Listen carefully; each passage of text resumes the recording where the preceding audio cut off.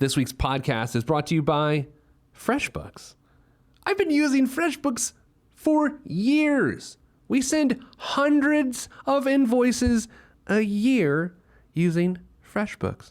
It is incredibly easy to use. Whether you're a large business, a mid-sized business, or a freelancer, FreshBooks allows you to send out custom invoices and get paid faster. I have a secret. We were using a very popular accounting system that a lot of people use that's a giant pain in the neck to use, and I couldn't do it any longer, so I searched out all over the internet to find a place where I could do my bookkeeping online, and I came up with FreshBooks, and I'm pretty excited about them. They are not expensive at all. They are perfect for freelancers. They are perfect for the self-employed, and they're perfect for my business too. And for the next 30 days, you can have unrestricted free trial to FreshBooks by going to freshbooks.com/MDP and enter $1 million plan. You guys know I don't endorse a lot of products. I only like to endorse things that I use, and I've used them for years. So check it out, freshbooks.com/MDP, and enter $1 million plan and see why I'm always so happy. A podcast? Did your radio show get canceled?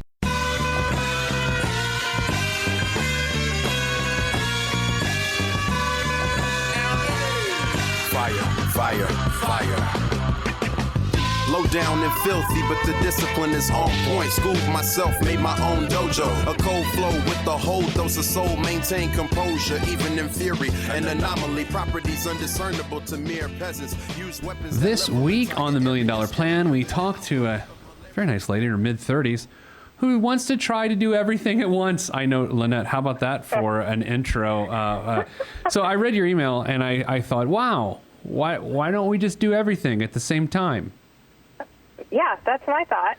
So you've got a great financial life going. Things are going so well. So some disruption is about to take place, and our job is to see which of those disruptions make sense, which are actually not disruptions, but just sort of temporary changes.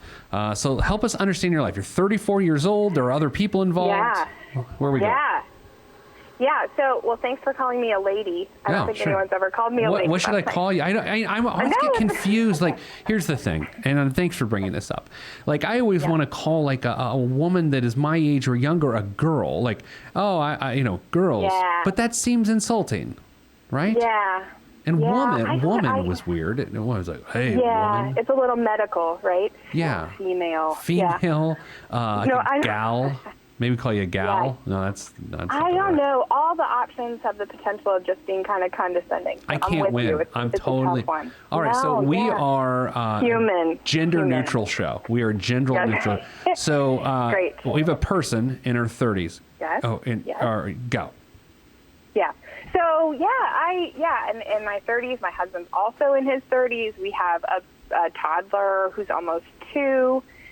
We're about to move. I'm thinking about going back to school, just everything. And also, I'm super anxious. That's why I'm calling. I need some comfort. We call you I'm a box number 2 person around here. Not number 2 as in, here's how it works.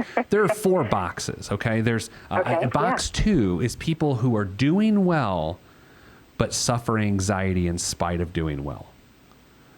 That's you. Even that definition is calming to me. It's calming? Really? Yeah. Because it's hard to know if you're doing well. So when my daughter was born, I got a little obsessive about financial planning and just organizing our life in general. Sure. And then in that process, I started listening to like all these podcasts and radio shows, reading all these books. And, one of the problems with that is that like a lot of the hosts are like, yeah, I'm 25. My net worth is $1.3 million. That's just dumb, Yeah. So it's super stressful because then you think, well, no matter how much I do at this point, I'm 34. I can't right this ship. I'm not there at this point. You know what I mean? Yeah, but you're not wanting to retire at 40 though, right? No. Yeah, you're fine. Yeah, I mean, you're fine. Like, so let's go through it. You got how many people are working? You got 100,000 household income. How many people are working there? Yeah, that's not really accurate. So because we're in the process of moving. Okay. So I quit my job about 3 weeks ago. Yeah. I'm retaining a little part of my contract. So that's not including my income. That's just my husband's income. Okay. So, you know, Because I'm not sure how much I will be working. okay, so 100,000, that's your husband's income. Yeah.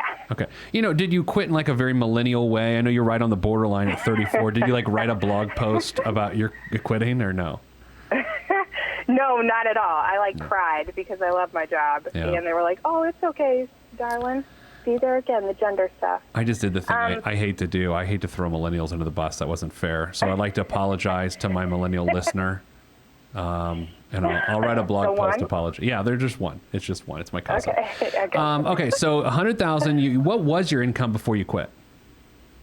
So it's been, everything in our life has been a little bit fluctuating the last few years because we moved 3 years ago, had a baby 2 years ago. Okay. And since then, I would say that last year I probably made maybe 35,000 working part-time. Okay. Like 15 hours a week. Sure.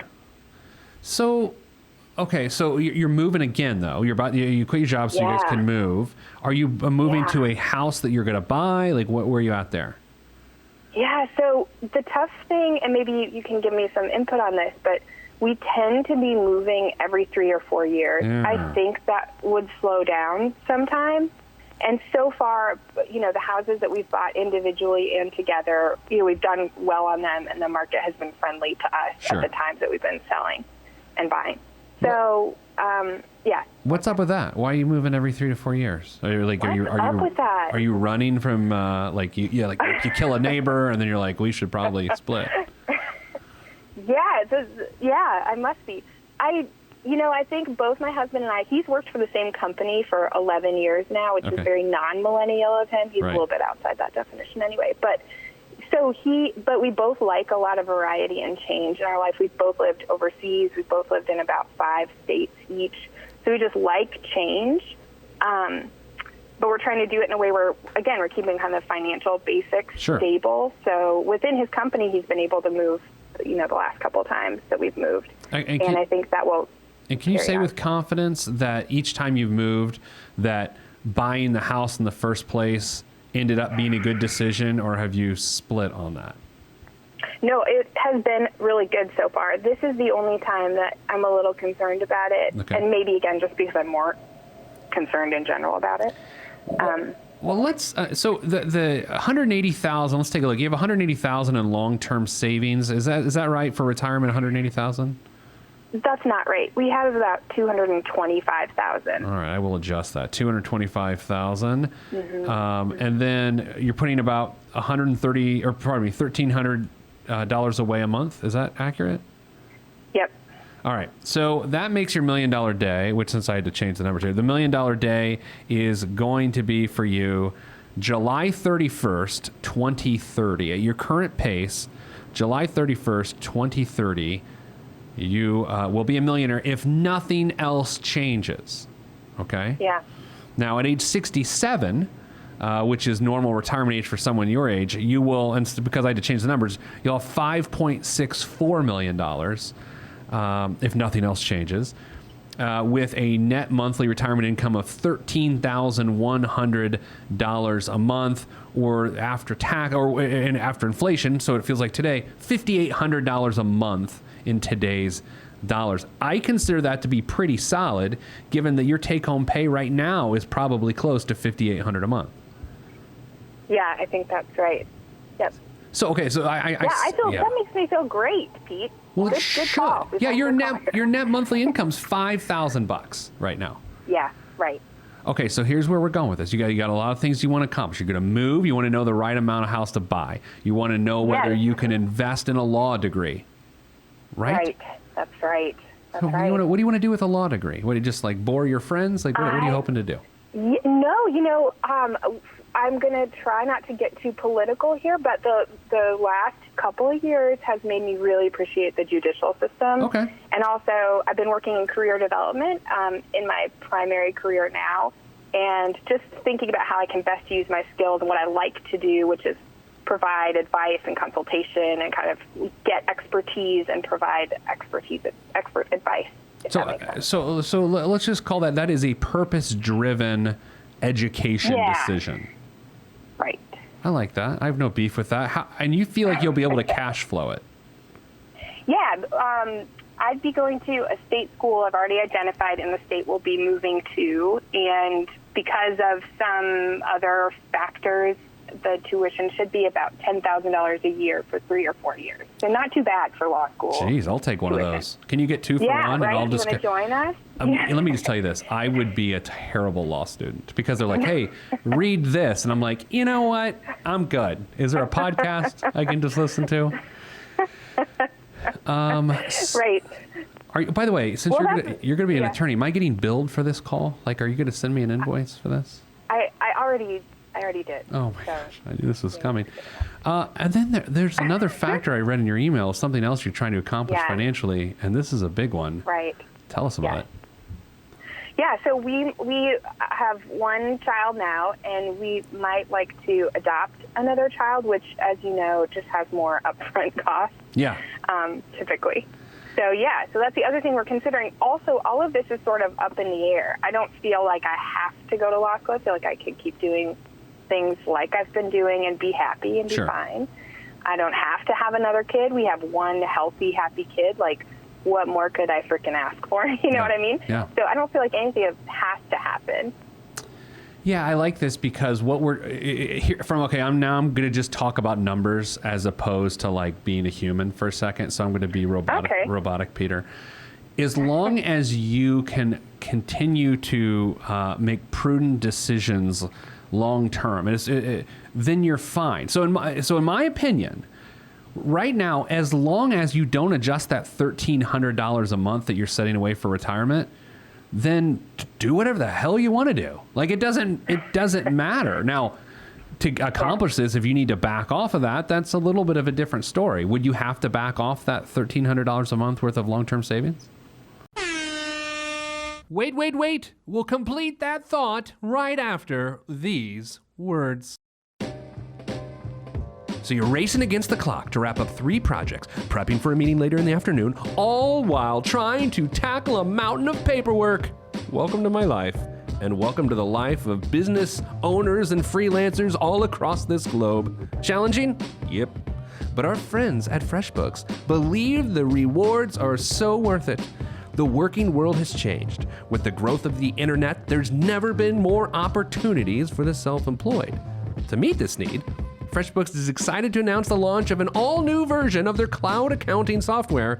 And believe me when I tell you, it's beautiful. It's been redesigned from the ground up and custom built for exactly the way you work. And I work. And anyone works. Get ready for the simplest way to be more productive, organized, and most importantly, get paid quickly. The all-new FreshBooks is not only ridiculously easy to use, it's also packed full of powerful features. Create and send professional-looking invoices in less than 30 seconds. For those doing the math, it's a half a minute. Set up online payments with just a couple of clicks and get paid up to 4 days earlier. And see when your client has seen your invoice and put an end to the guessing game.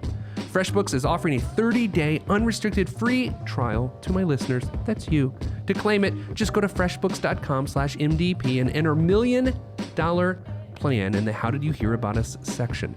That's freshbooks.com/MDP and enter $1 million plan. Go get the free stuff right now.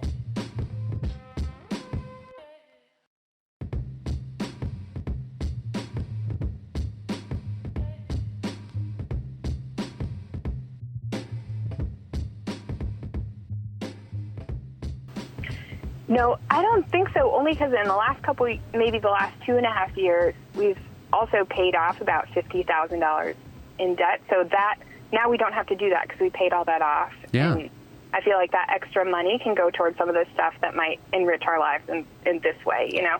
Okay, so what was your house payment prior to move? Well, I guess your payment right now is $840, is that right? That's right, yep. So are you trying to stay in the same range when you move or not?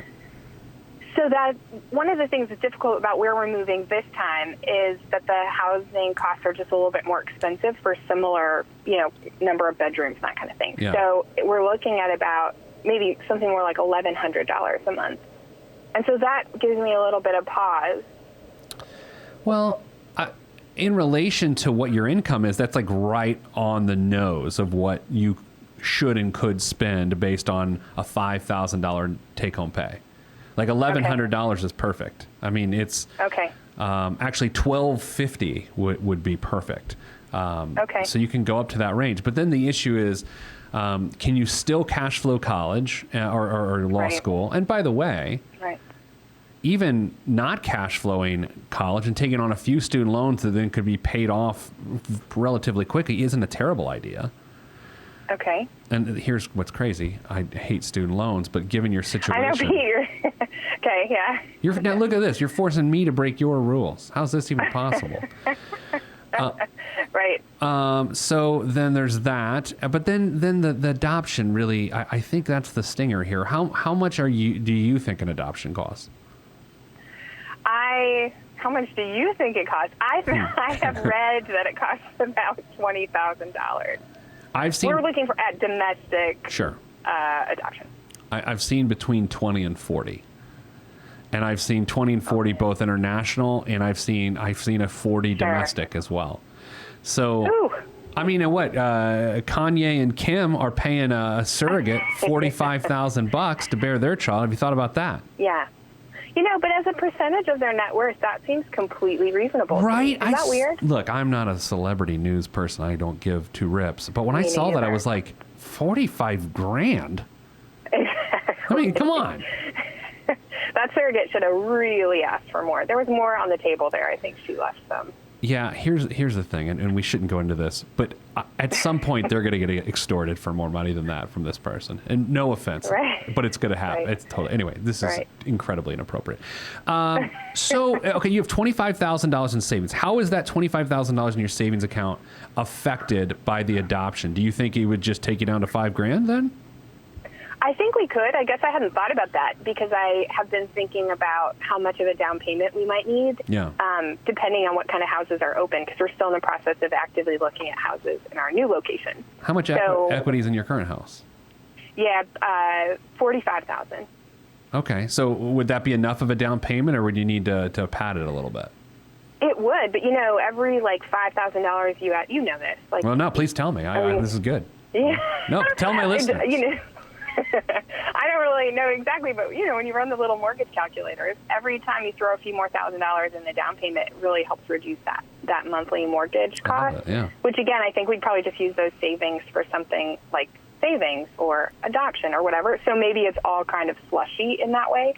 But yeah, I hadn't thought about that. I think we could use some of that savings toward adoption costs. We have never had to touch our savings ever, and that doesn't mean we won't have to, but we've always kept it really kept it in place. So what's fascinating about your situation is that you can survive, make good decisions, retire successfully on a $100,000 a year income. $100,000 a year income. So that gives your luxury of another person in your household, that person happens to be you, of course, to Right. I'm about to use the term I hate. Invest in your career by going to law school.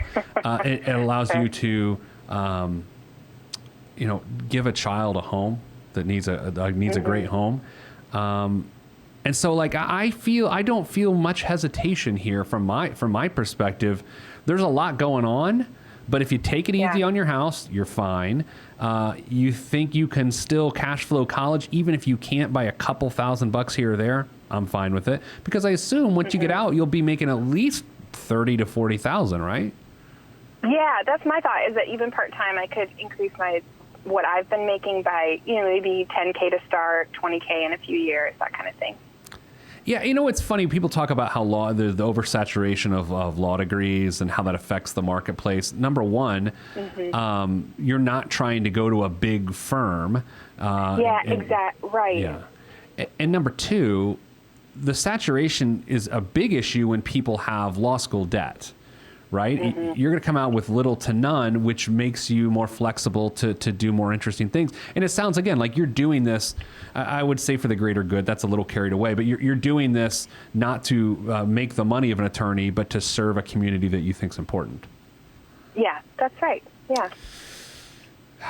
Interesting. Okay, so I'm feeling better. I'm feeling great, Pete. You want to talk every week? This is really good. I got nothing to do. So, right. Tell me about the debt you paid off. Was that undergrad debt, or what was the $50,000? Yeah, that was some lingering undergrad debt for the most part, and then both our cars. I mean, we thought we didn't have much debt, and then we just kind of added it up, and we're pretty surprised that it was $50,000. You know, I mean, that's a chunk. So. What region of the country do you currently live in? Right now, we live in the Southeast. Okay. And then if you're watching on PeteThePlanner.tv, my eyes just shot up and to the right, like I had to imagine where the Southeast was. That was really embarrassing. And then what area do you think you're going to potentially move to? Yeah, so we'll be moving to the very middle of the country. Oh, that's fun. We would say the Midwest, but people here think Ohio when you say Midwest. Yeah, you know what? I live in the Midwest, of course. But I think I get confused about this. Like, what is the Midwest? I consider it to be Iowa, Illinois, Indiana, Ohio.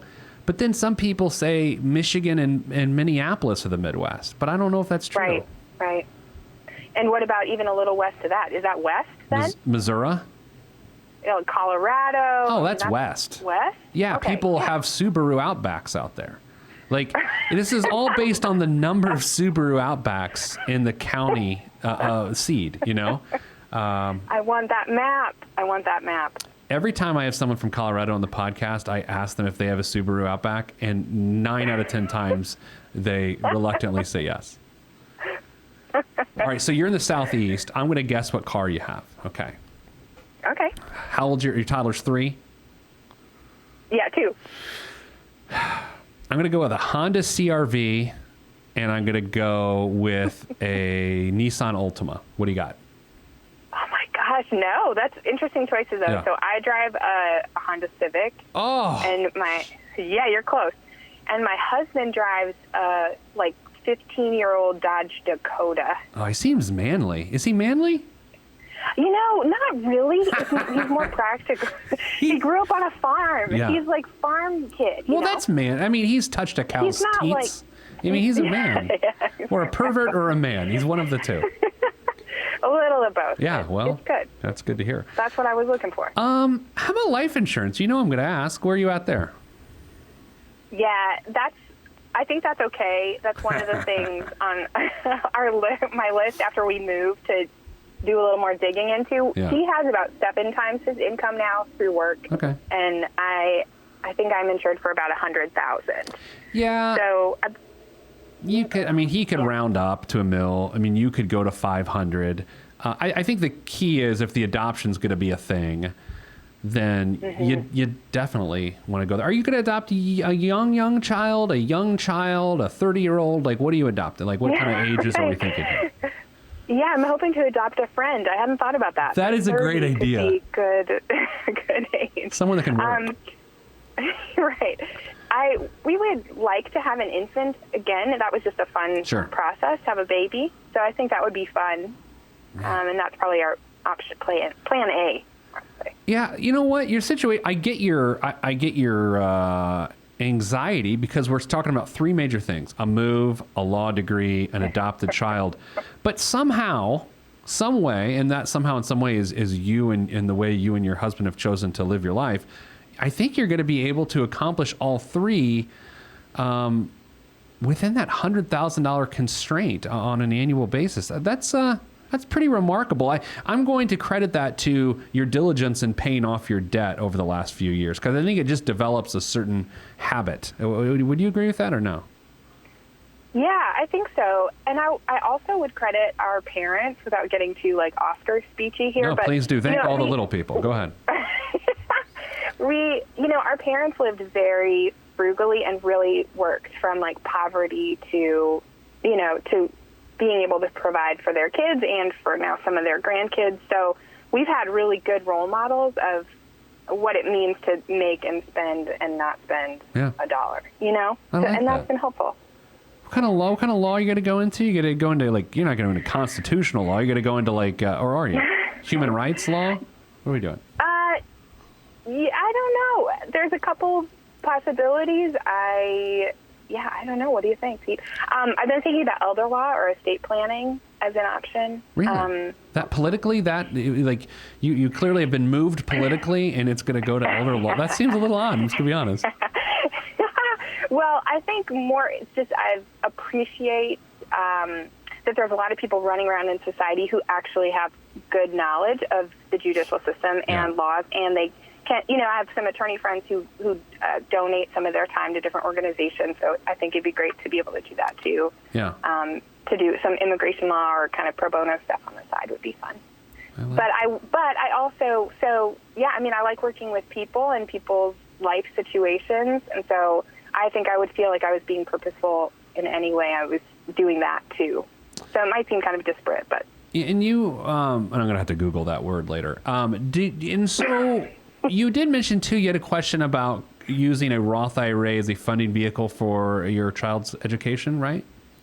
Yeah. Well, I don't really know much about college savings and investment plans, so maybe you can educate me a little bit about that.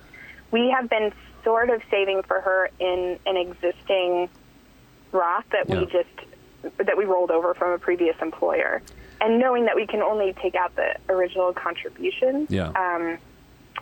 But thinking also, it could be maybe she wouldn't want to go to school. We also move around a lot, so how are like 529s affected by that? That kind of thing. We just don't know. So a Roth, which you have, education is a qualified expense for that, meaning that you're able to use the Roth for that without exception. So that you can use that vehicle and you can use the earnings using the Roth, which is it's a pretty solid backup plan, and I'm using air quotes. You can't see this, but I'm saying it's a backup plan. I think, but depending on what Midwestern state you're moving to, a 529 can make a lot of sense too, because it can have state tax benefits.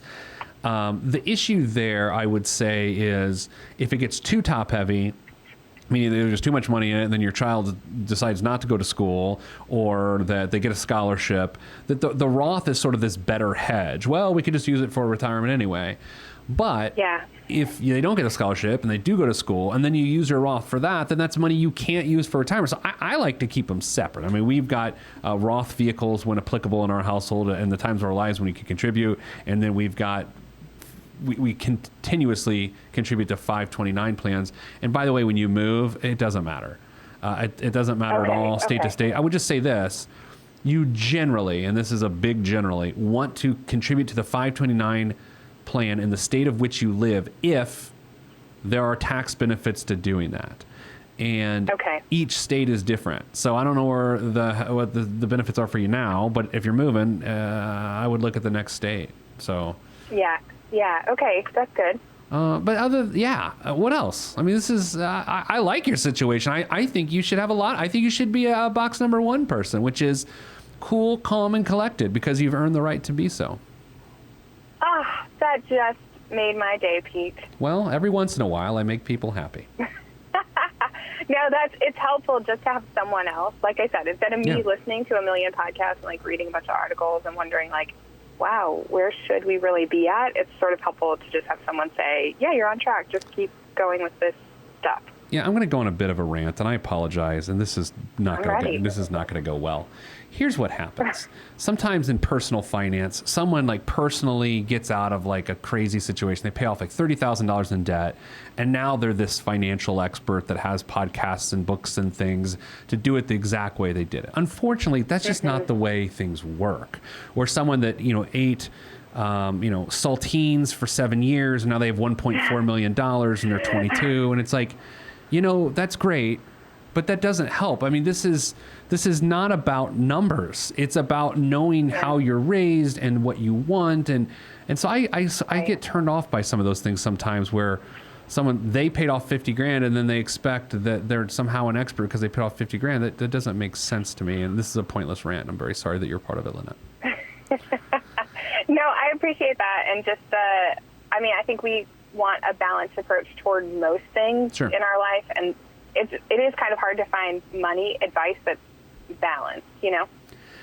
What else? Anything else I can answer? I mean, this is a good situation. I'm going to give you 9 out of 10 Peters. Wait, that's on the wine scale. We only do Peters on the wine scale. I'm sorry. 9 out of 10 stars. This has just gone downhill. 9 out of 10 stars for your situation. The life insurance needs fixed. You're going to be an attorney, so you better. Do you have legal paperwork done, Lynette? We do, but I think we need new. Yeah. Where we're moving. Yeah. So, yeah. Well, you'll be able to figure that out. And especially, and let's also say with Adopt a Child, there's some additional financial considerations there, not only from adoption, but then,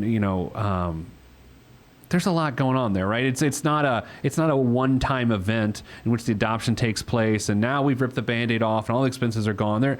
There's something right. there. And I mean, if you've ever been around an adopted family, which you probably have, most people have, there can be some additional expenses at the beginning too. So yeah, right. Nothing else? We good? I think that's it. Thanks. This was great. I really appreciate it. I love to take credit for situations like this of which I had nothing to do with. So I'm glad we could help you out.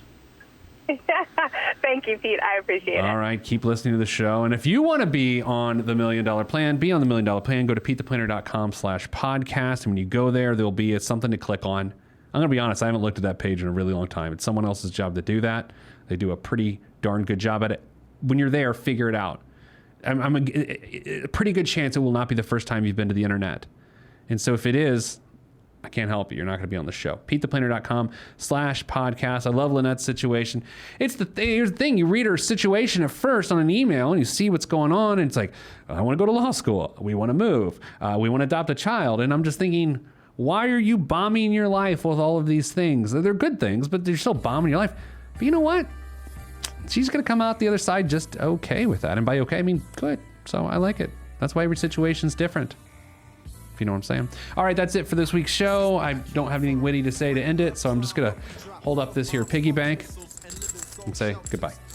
If you want to be on this podcast and have Pete fix your money life, then hit us up at PeteThePlanner.com/podcast. You heard me. PeteThePlanner.com/podcast. Log on. This is for information purposes only. It's not the Swiss financial planning device. Consult a financial advisor. Released from Everest, the fresh is fresh, and you can call me E.T. Word to John Tesh. Let me bless this harmonic presentation. It's amazing, so amazing. I'm the reason. Salutations, I bring you love-trying greetings from a faraway land. I am the sole controller. Put the remote down and let me take control. You're now a part of my zone, so enjoy yourself. Love-trying can restore your health. I bring you greetings, salutations. How you doing? And is that how y'all say it? The tinkling of the keys is an homage to the little star. I sojourn over poetic descriptions of sound and travel to my other world. Out of this world, spaceship on my arm took me home, fueled by the ink and the megabytes and the hypertext transfer protocol, stronger than the Skynet and the Terminator. I push faders into warp speed, glide with ease, creating a breeze they call a black hole. Event horizon, no rear view concerns. This I adjourn, in beats I burn.